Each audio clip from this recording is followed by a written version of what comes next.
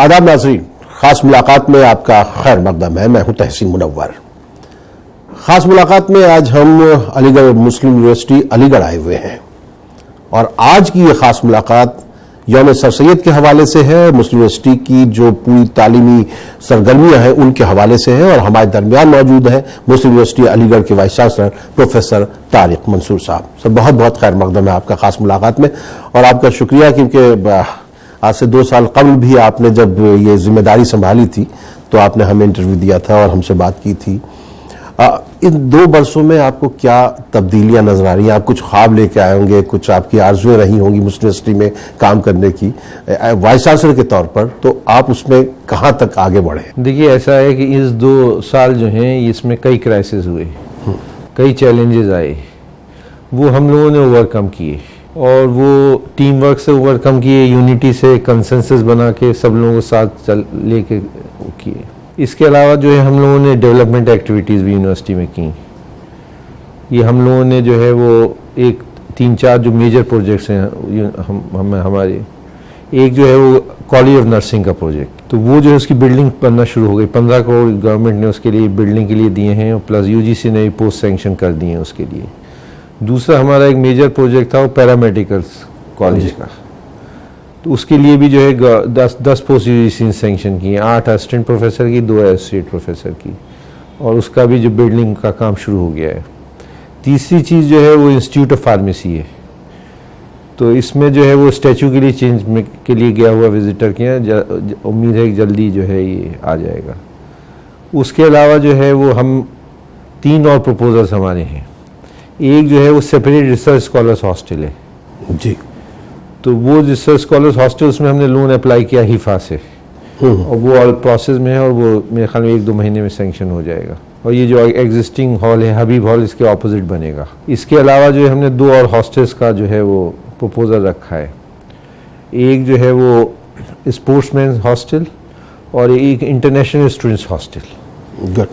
ये भी हमने जो है वो लोन मांगा हिफा से और ये एडवांस स्टेज में है। ये आजकल जो है गवर्नमेंट जो है वो डायरेक्टली नहीं दे रही किसी न्यू कंस्ट्रक्शन के लिए, बल्कि जो हायर एजुकेशन फंडिंग है जैसे हिफा, इससे लोन लेना होता है। इसके अलावा जो है जो हमारा जो मेडिकल कॉलेज में ट्रॉमा सेंटर था, प्रधानमंत्री स्वास्थ्य सुरक्षा योजना में जो था 150 करोड़ रुपये का ग्रांट मिला था, वो हम लोगों ने फुली ऑपरेशनलाइज कर दिया। बहुत खूब। इसके अलावा जो है कैथ लैब जो है वो फुली ऑपरेशनलाइज कर दी। हम लोगों को पीडियाट्रिक सर्जरी के लिए 16 करोड़ रुपए मिले थे, वो प्रोजेक्ट पूरा ऑपरेशनलाइज कर दिया। एक डिस्ट्रिक्ट अर्ली इंटरवेंशन सेंटर है उसके लिए मिला था, वो फुली ऑपरेशनलाइज कर दिया। इसके अलावा हमने कोई नए कोर्सेज भी खोले। एक जो हमने नया कोर्स खोला है वो खोला है MTech in solar and renewable energy. दूसरा जो खोला है हमने वो खोला है एमटेक इन बायोमेडिकल इंजीनियरिंग। तीसरा जो है हमने खोला है MBA इन हॉस्पिटल एडमिनिस्ट्रेशन। ये ऑलरेडी खुल गए, एडमिशन हो गए इस साल इनको। जी, बहुत अच्छी बात है। ये पाइपलाइन में नहीं है।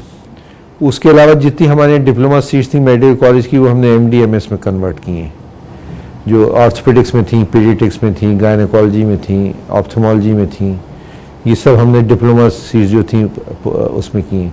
4 नए डिपार्टमेंट्स हैं तिबिया कॉलेज में, जिसमें जो है हमने जो है पोस्ट ग्रेजुएट कोर्सेज स्टार्ट किए हैं। इसके अलावा जो है एक हमने कोर्स स्टार्ट किया है मुस्लिम चैपलेंसी में।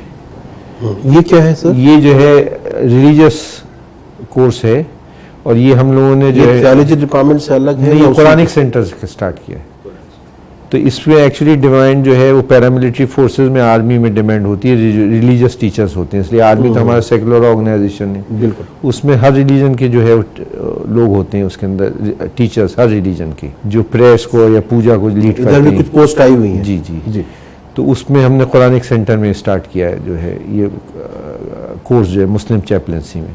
इसके अलावा हमने जो है एक centre for promotion of science बनाया है। ये पहले था, फिर वो डिफंक्ट हो गया था, अब इसको रिवाइव किया है और इसमें नया डायरेक्टर ही बनाया है। उसमें मौलाना आज़ाद एजुकेशन फाउंडेशन ने हम लोग ग्रांट भी दिए, जो हम मदरसा टीचर्स को टीचिंग एंड ट्रेनिंग होगी इसके अंदर। उन्होंने 2 ये वो जो स्किल डेवलपमेंट के तहत माइनॉरिटी मिनिस्ट्री के तहत जो होता है, ये मौलाना आज़ाद वाले करते हैं, उसी का हिस्सा है या ये नहीं? ये उसका हिस्सा नहीं, वो अलग है। ये अलग है।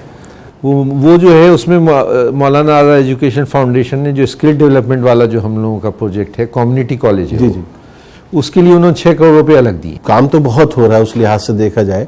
अभी हमने एक खास मुज़ाकरा किया था सर सैयद की तहरीक के हवाले से, तो उसमें एक बात ये उभर के आई, जो मुस्लिम यूनिवर्सिटी है या बनारस हिंदू यूनिवर्सिटी है, इनका जो परसेप्शन है दूसरों के दिमाग में कुछ मुख्तलिफ हो जाता है।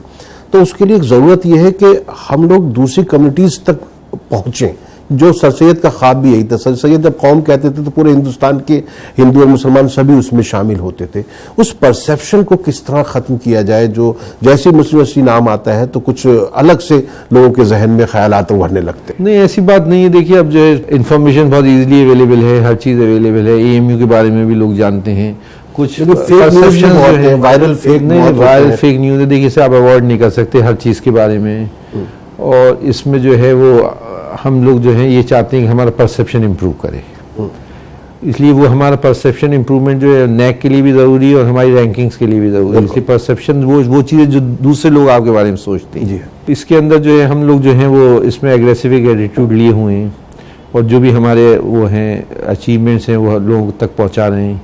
और लोग जो हम लोग बहुत सी कॉन्फ्रेंसेज ऑर्गेनाइज करते हैं, सेमिनार्स करते हैं, उसमें भी यहाँ पे लोग आते हैं और ये यूनिवर्सिटी के बारे में देखते हैं, सोचते हैं उसके बारे में और दूसरा एक इंप्रेशन लेके जाते हैं। जैसे आपने कहा शुरू में कि बहुत क्राइसिस सिचुएशंस आई जिनसे आप उभरे, तो ऐसी क्राइसिस सिचुएशन नहीं आएंगी अगर लोगों के जहन में तस्वीर साफ। बिल्कुल सही है। नहीं, देखिए, कुछ चीज़ें जो होती हैं पॉलिटिकल होती हैं और कुछ वेस्टर्न इंटरेस्ट होते हैं जो प्रॉब्लम्स क्रिएट करते हैं, तो वो एक अलग इशू है। इसके अलावा हमने जो है देखिए यहाँ पे एक इंटरफेथ सेंटर भी बनाया है जी। उसने जो कॉन्स्टिट्यूशन क्लब में एक कॉन्फ्रेंस भी ऑर्गेनाइज की थी और उसमें जो सब रिलीजियस लीडर्स को बुलाया था उन्होंने। उसके अलावा 2 उन्होंने प्रोग्राम्स अलीगढ़ में भी ऑर्गेनाइज किए, लोकल लोगों को भी बुलाया, बाहर से भी लोगों को बुलाया।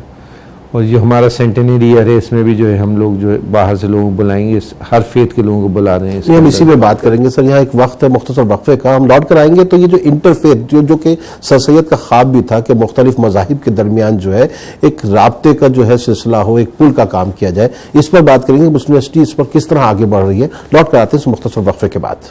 खास मुलाकात में आपका एक बार फिर खैर मकदम है। खास मुलाकात में आज हमारे साथ हैं मुस्लिम यूनिवर्सिटी अलीगढ़ के vice chancellor professor Tariq Mansoor साहब।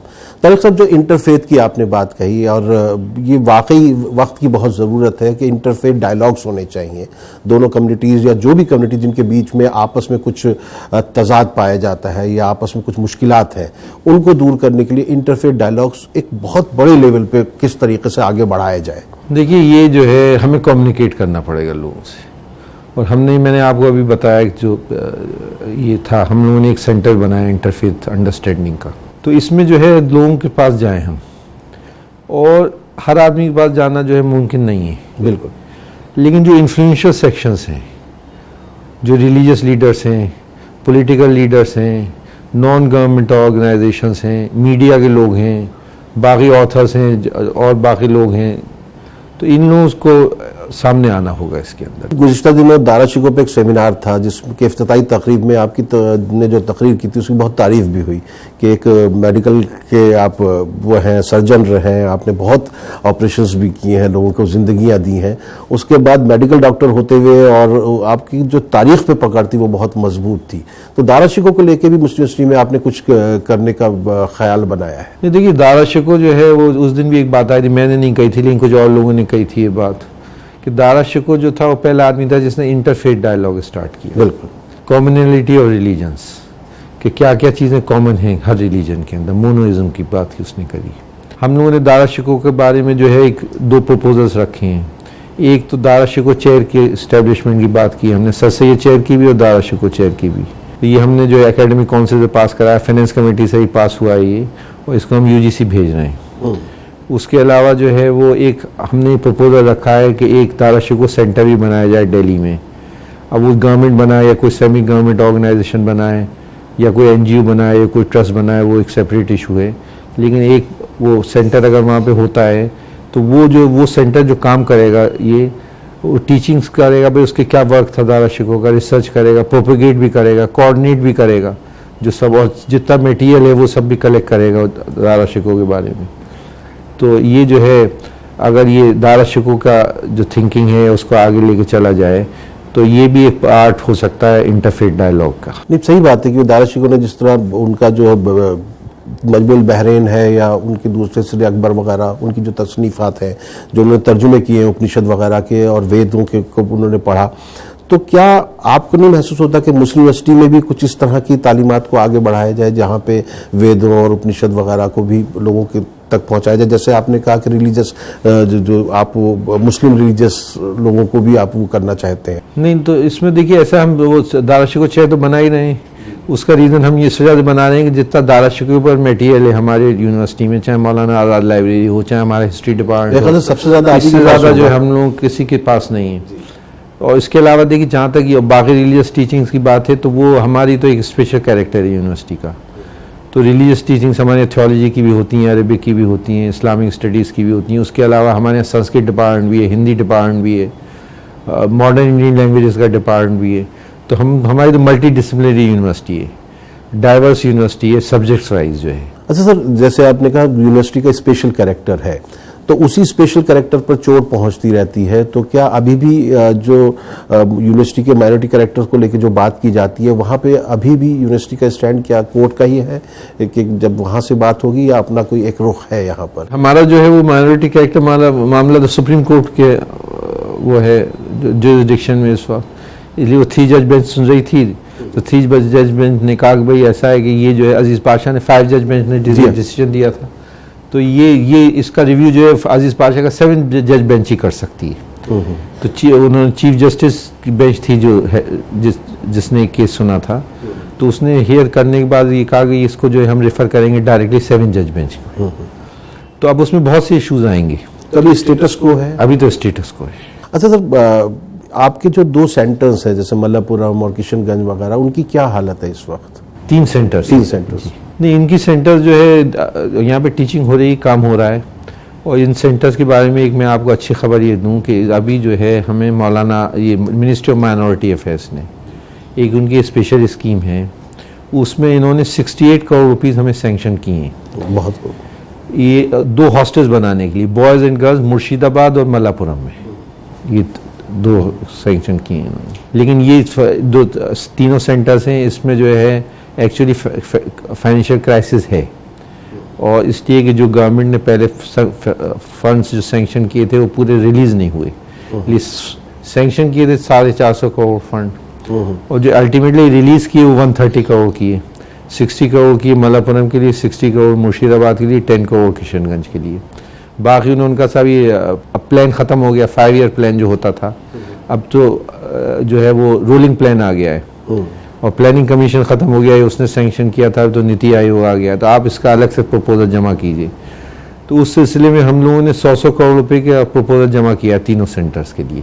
उम्मीद है हो जाएगा। अब देखिए क्या होता है, परस्यू तो हम कर रहे हैं इसको। खैर, आपसे वो मुझे सियासत की बात करनी भी नहीं चाहिए, कहीं ना कहीं सियासत भी उसके पीछे वो होती है। नहीं, हम तो परस्यू कर रहे हैं इसको कि इसको में जो है इन सेंटर्स के लिए फंड्स रिलीज किए जाएं जो इनका फर्दर डेवलपमेंट हो। लेकिन ये जो है हम लोग देखिए सेंट्रल गवर्नमेंट ऑर्गेनाइजेशन है, तो हमारी फंडिंग जो है सेंट्रल गवर्नमेंट से ही होगी, MHRD से, UGC से। तो जब तक हम लोग को फंड्स नहीं मिलते इसके लिए, तब तक हम लोग फर्दर एक्सपेंशन जो है वो डिफिकल्ट है इन सेंटर। तो एक बहुत अच्छी बात यह है कि केरला में तो जो गवर्नर है आरिफ मोहम्मद खान साहब, वो ओल्ड बॉय है, अगर उनसे कोशिश की जाए तो शायद वहाँ के लिए वो भी कोशिश कर सकते हैं। नहीं, उनका सपोर्ट हम लेंगे, उनका कोऑपरेशन लेंगे। हमारे वो डिस्टिंग्विश एलुमनस है जी, और उनसे हम इस बारे में ज़रूर उनकी हेल्प लेंगे, लेकिन बेसिकली सेंट्रल गवर्नमेंट से रिलेटेड इशू है। बिल्कुल सही बात है। नाज़रीन, यह वक्त मुख्तलिफ वक्फे बाद लौट कर आते हैं और फिर हम बात करेंगे यौम सर सैयद के हवाले से। ख़ास मुलाकात में आपका एक बार फिर खैर मकदम है, और इस आखिरी दौर में हम बात कर रहे हैं अलीगढ़ मुस्लिम यूनिवर्सिटी के क़याम के 100 साल के बारे में बात करेंगे इस दौर में। सर, बड़ा इत्तफाक है, और मैं इसे हुस्न इत्तफाक कहूँगा। जब 2017 में आपका इंटरव्यू लिया था तो हम 200 साला जश्न मना रहे थे, और अब अगले बरस जो है 2020 में मुस्लिम यूनिवर्सिटी अलीगढ़ के क़याम के जो है वो 100 साल मुकम्मल होंगे। तो आपको ये बहुत अच्छे ये 2 मौके मिले हैं जिसमें आप जो है उनको याद कर सकते हैं जिन्होंने इस यूनिवर्सिटी की बुनियाद रखी थी और इसको आगे बढ़ाया था। तो इसके लिए कुछ आपने ख़ास चीज़ें सोची हुई हैं? देखिए, इसमें ऐसा हमने एक कमेटी बनाई है, सेंटेनरी ईयर सेलिब्रेशन कमेटी, वो इस पे काम कर रही है। हमारे कई इसके अंदर प्लान्स हैं एक प्लान तो ये है कि हमारा जो ये हुआ था एक्चुअली गैजेट नोटिफिकेशन 1 दिसंबर को हुआ था, 17 दिसंबर को एग्जिस्टेंस में आई यूनिवर्सिटी। तो एक तो हमारा दिसंबर 2020 में एक बड़ा ग्रैंड फंक्शन करने का इरादा है, जिसमें हमने प्रपोज किया प्रेसिडेंट ऑफ इंडिया जो विजिटर भी हैं वो आएंगे। तो एक तो वो है, उसके अलावा हमने इसके अलावा कई और प्रोजेक्ट्स इसके अंदर किए और प्रोग्राम्स। एक हमारा प्रोग्राम जो है वो सेंटेनरी ईयर लेक्चर्स का है, जिसमें हम जो है इमिनेंट लोगों को बुलाएंगे हर महीने। वो हर फील्ड के होंगे, साइंस के भी होंगे, मेडिसिन के भी होंगे, ह्यूमैनिटीज़ के भी होंगे, मीडिया के भी होंगे लोग, और बाकी इमिनेंट लोग होंगे उसके अंदर, सिविल सर्विसेज के भी होंगे, वो लेक्चर देंगे। तो एक सेंटेनरी ईयर सीरीज़ लेक्चर्स होंगे। इसके अलावा हम एक यूनिवर्सिटी के बारे में कॉफ़ी टेबल बुक पब्लिश कर रहे हैं। तो सर सैयद के जब हुआ था 200 साल बर्थ एनिवर्सरी हुई थी, तब भी हमने की थी। वो बहुत खूबसूरत थी और उसकी बहुत तारीफ की थी, जो शायद टाइम्स ऑफ इंडिया ने निकाली। जी।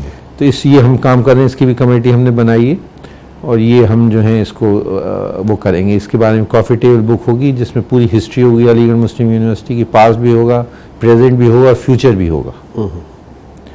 इसके अलावा जो है हम एक जो है वो एलुमनाई जो सेंटेनरी ईयर गेस्ट हाउस भी बनाना चाहते हैं। इसके लिए भी हम लोग फंड कलेक्शन कर रहे हैं। आपने पिछली बार भी कहा था कि इनको बहुत अच्छी तरीके से इस्तेमाल करना है, इनको इन्वॉल्व करना है तमाम सरगर्मियों के अंदर, तो वो कहाँ तक पहुँचा है मामला? इसमें जो है हम लोग एलुमनाई मीट भी करेंगे। सेंटेनरी ईयर जो है ये जो फंक्शन में दिसंबर में कह रहा था, इसके आसपास ही होगी वो। जी सर। कि वो एलुमनाई मीट में भी पार्टिसिपेट कर सकें और जो इस फंक्शन में भी कर सकें। तो कल बल्कि हम कॉन्क्लेव भी कर रहे हैं एलुमनाई का, जिसमें जो है उनसे उनकी भी राय ले रहे हैं भाई सेंटेनरी ईयर में और क्या क्या काम किए जाएं। तो इसके अलावा जो है हम एक वर्ल्ड एलुमनाई डायरेक्टरी भी पब्लिश कर रहे हैं, जिसमें हमने बहुत से 10,000 से ज़्यादा जो है जो प्रोमिनेंट एलुमनाई हैं, डिस्टिंग्विश्ड एलुमनाई हैं, उनके नाम हमने ऑलरेडी कलेक्ट कर लिए हैं। और ये जो हम इसमें वेबसाइट पे भी डालेंगे, हार्ड कॉपीज़ भी उसकी रखेंगे। ये जो होगी वो इंडिया में जो एलुमनाई है हमारे डिफरेंट सिटीज़ में, उनके भी होगी, सिटी वाइज होगी डायरेक्टरी। उसके बाद जो हमारे अमेरिका में जो लोग हैं और यूरोप में हैं, वेस्ट एशिया में हैं, उन सब का हम डिटेल्स डालेंगे इसके अंदर। और ये हम वर्ल्ड एलुमनाई डायरेक्टरी भी एक बना रहे हैं। इसके अलावा और कई और हमारी प्रपोजल्स भी हैं। अच्छा सर, ये जो जैसे सर सैयद के बारे में एक तालीम निस्वां को लेकर उनका क्या ख्याल था, और मुस्लिम यूनिवर्सिटी ख्वातीन की तालीम को, बच्चों की तालीम को लेकर किस तरह काम कर रही है? हमने 2 और प्रपोजल रखे हैं सेंटेनरी ईयर के हिसाब से। एक प्रपोजल जो हमने दिया है ऑलरेडी, उस पर एक मीटिंग भी हो चुकी है प्राइम मिनिस्टर ऑफिस में और HRD में। एक हमने प्रपोजल 140 करोड़ रुपए का जमा किया है institute for professional occupational studies for women.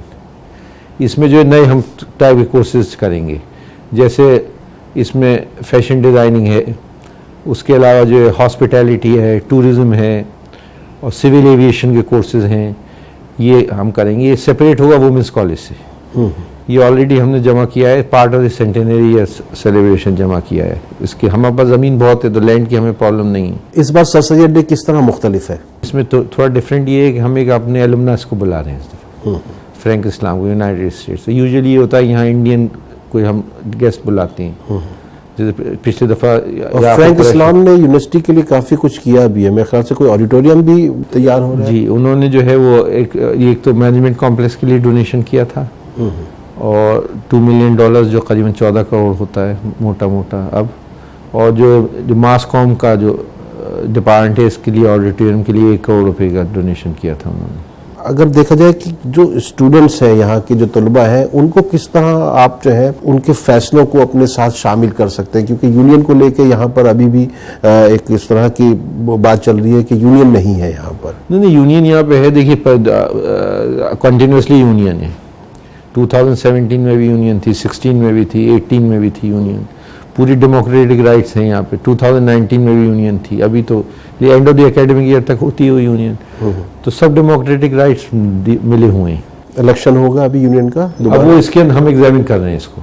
इसलिए एक्चुअली हमारे PhD एडमिशन्स का भी प्रोसेस कंप्लीट नहीं हुआ है, और NAC की भी इस दफ़ा हम लोगों को तैयारी करनी है, इसलिए NAC का हम लोगों का ड्यू हम एग्जामिन कर रहे हैं इसके। एक सर, आपने रिसर्च स्कॉलर्स हॉस्टल की बात कही, तो क्या वो मैरिड रिसर्च स्कॉलर्स हॉस्टल होगा? जवाहरलाल नेहरू यूनिवर्सिटी में इस तरह का है? उसके अंदर जो है मेजॉरिटी रूम्स तो ज़ाहिर सिंगल होंगे, लेकिन कुछ हमने मैरिड लोगों के लिए भी उसके अंदर प्रोविजन रखा है। आप तो जो कहते हैं कि बाप को तो अपने सारे बच्चे जो है अच्छे ही लगते हैं, लेकिन अलीगढ़ यूनिवर्सिटी में इतने सारे डिपार्टमेंट्स हैं, उसमें से मतलब आपका दिल किसकी तरफ ज्यादा झुकता है? मेरे लिए तो सब सब्जेक्ट सब डिपार्टमेंट एक हैं, अच्छा। और हर स्टूडेंट के लिए भी जो जिस कोर्स में पढ़ रहा है उसके लिए वो सबसे ज़्यादा इंपॉर्टेंट है, वही डिपार्टमेंट सबसे ज़्यादा इंपॉर्टेंट है, वही कोर्स सबसे ज़्यादा इंपॉर्टेंट। मुस्लिम यूनिवर्सिटी में एक ज़माने में खिलाड़ी बहुत दिए जाते थे, तो अभी क्या वो सिलसिला रुका हुआ है या जारी नहीं, है? देखिए अब हम लोगों का वो स्टैंडर्ड थोड़ी प्रॉब्लम है उसके अंदर, इसलिए कि पहले हम लोगों ने बहुत इंटरनेशनल लेवल के प्रोड्यूस किए, और पहले सब यूनिवर्सिटीज़ भी बहुत कम थी, और लेकिन अब बहुत जगह यूनिवर्सिटीज़ भी खुल गई हैं। तो हमें जो है अपना जो कल्चरल एक्टिविटीज़ हैं, हमारी लिटरेरी एक्टिविटीज़, इसमें लड़के हमारे बहुत अच्छा कर रहे हैं। जो एसोसिएशन इंडियन यूनिवर्सिटीज़ ने जो है इसमें डिबेट कराए, और जो म्यूज़िकल प्रोग्राम्स कराए, और बाकी कल्चरल इवेंट्स, ड्रामा वगैरह, इसमें हम लोगों ने बहुत अच्छी रैंकिंग हुई है। फर्स्ट प्राइज़ भी जीता है यूनिवर्सिटी ने। रांची में पिछले साल हुआ था all India competition among the universities, वहाँ हमारी कई कैटेगरीज में हमारे बच्चों ने फर्स्ट प्राइज़ जीता। लेकिन स्पोर्ट्स की में हम लोग नहीं प्रोड्यूस कर पा रहे स्पोर्ट्स पर्सन, जबकि हम बहुत अच्छी फैसिलिटीज़ प्रोवाइड कर रहे हैं जी। जो है हमारे यहाँ अभी हमने जो है एस्ट्रोटर्फ भी बनाया है उसका हॉकी का, उसके बाद बास्केटबॉल का कोर्ट भी हमने सिंथेटिक किया, टेनिस कोर्ट भी सिंथेटिक हमने किया, फैसिलिटीज़ हम अपग्रेड कर रहे हैं। लेकिन इसके बावजूद जो है हमारा स्पोर्टिंग स्टैंडर्ड नहीं बढ़ पा रहा है। उसका रीज़न ये है बेसिकली कि दो वजह से, एक तो सेमेस्टर सिस्टम ने डैमेज किया है, और यूनिवर्सिटीज़ में भी किया है। जब इसलिए पहले होता था एंड में एग्जाम होते थे, तो लड़कों को टाइम होता था नवंबर, दिसंबर, जनवरी में, लेकिन सेमेस्टर सिस्टम में 1-2 एग्जाम्स हो गए, तो ये स्पोर्ट्स और एक्स्ट्रा करिकुलर एक्टिविटीज़ के लिए एक ऑब्स्टिकल है। दूसरा जो रीज़न ये है कि यहाँ पे इंटरनेट और मोबाइल फ़ोन और इसमें जो लड़के जो अपना वक्त बर्बाद करते हैं, बस इसके वो प्रोडक्टिव काम करें, और जो है वो एक्स्ट्रा करिकुलर एक्टिविटीज़ में पार्टिसिपेट करें, और गेम्स और स्पोर्ट्स में पार्टिसिपेट करें। बहुत ज़्यादा आजकल बच्चे हों, चाहे लड़के हों चाहे वो लड़कियाँ हों, बहुत ज़्यादा जो है टाइम जो है वो इंटरनेट पे और बाकी और चीज़ों में, फ्रिवलेस चीज़ों पे वेस्ट करते हैं। सर सैयद डे के मौके पर आप पूरी अलीग बिरादरी, जो यहाँ के स्टूडेंट्स हैं और पूरी दुनिया भर में जो फैले हुए अलीगेरियन हैं, उनको क्या पैगाम देना चाहते हैं? हम तो ये पैगाम उन्हें देना चाहते हैं कि हम लोग सब मिल के काम करें, और जो सर सैयद की टीचिंग से उनको फॉलो करें। इसलिए सर सैयद की टीचिंग जो थी वो एजुकेशन के लिए थी, साइंस के लिए थी, सेकुलर एजुकेशन के लिए थी। उसके अलावा ऑल राउंड डेवलपमेंट करें, हम अपनी कम्युनिटी का भी डेवलपमेंट करें, अपनी यूनिवर्सिटी का भी डेवलपमेंट करें, अपने मुल्क का भी डेवलपमेंट करें। चलिए, इसी खूबसूरत पैगाम के साथ तो यकीनी तौर पर सर सैयद का जो पैगाम है वो आपसी अमन, आशती और सबकी तरक्की का पैगाम है। दीन और साइंस दोनों को साथ साथ लेकर आगे बढ़ने का पैगाम है। अगर हम आज सर सैयद डे के मौके पर ये अपने दिल में ये अहद कर लेते हैं कि हम सर सैयद के दिखाए रास्ते पर चलेंगे, तो यकीनी तौर पर तरक्की हमारे कदम चुभेगी। सर, बहुत बहुत शुक्रिया बात करने के लिए न्यूज़ 18 उर्दू के लिए। बहुत बहुत शुक्रिया आपको, बहुत बहुत शुक्रिया।